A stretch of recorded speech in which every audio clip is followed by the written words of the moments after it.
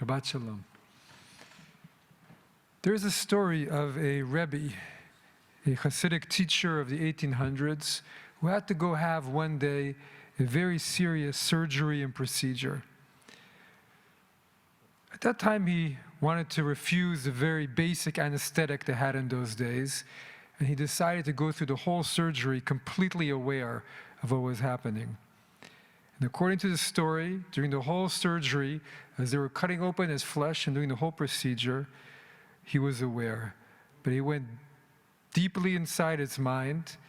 There's a Mojitzer Rebbe, and he composed a 32-part melody as he was going through it. He took his mind so far that he was able to go through the surgery.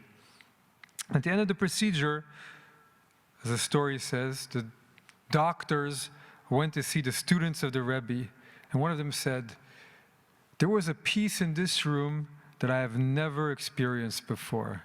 I have no words to describe it, except I've never felt such a peace." In our parsha this week, there is a passage at the end of all of the laws. Our parsha is called Mishpatim. It's all the laws that were received after the revelation at the mountain. And finally, Moses and Aaron and the elders are invited to climb up the mountain and to meet God.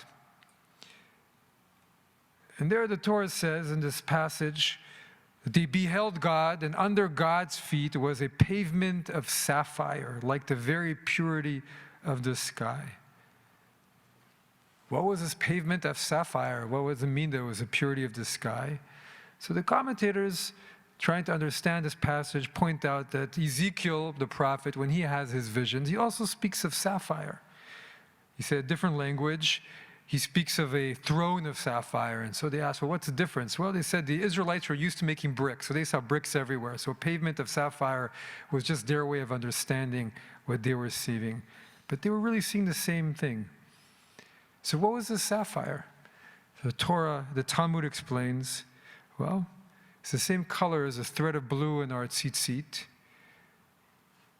And it's the same blue as the sky, and the same blue as the sea, and the same blue as Ezekiel describes as a throne of glory. This beautiful, deep blue.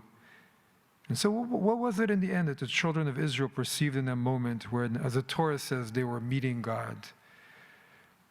And so the Kabbalists say, well, there's an aspect of God that's just like a sapphire stone. We call it, one of the names for God is Evan. And what is God? God is just peace. The experience of the sky and the experience of the sea. Of looking over the sea as we all have done at different points in our life and feeling that inner peace and contentment of just looking at the expanse or peering into the sky from the top of a high mountain and imagining how a bird experiences it, flying over with boundless, limitless, unfettered wholeness, shalom, peace. And that peace and wholeness is the very experience of divinity, the deep blue of the sapphire.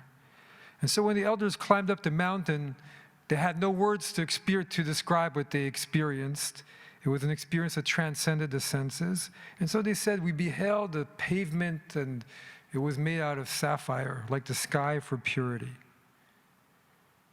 And so this is what we're hoping to get on some level from coming to synagogue and hearing prayers, and from doing Shabbat, from our engagement with our tradition, and even from our good deeds, to find that peace and then be able to give that peace to other people too, so that our whole world comes to a bit more peace.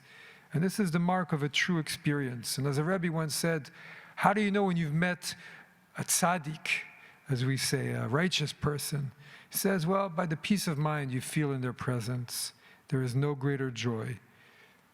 It is both as natural, as we all know, the peace of looking at the sky and the sea, and as wondrous as beholding the throne of glory, taking us to that place, as the Talmud says, the Olam Shekulo Shabbat, the world is completely in Shabbat, where all is peace, all is one. Shabbat Shalom.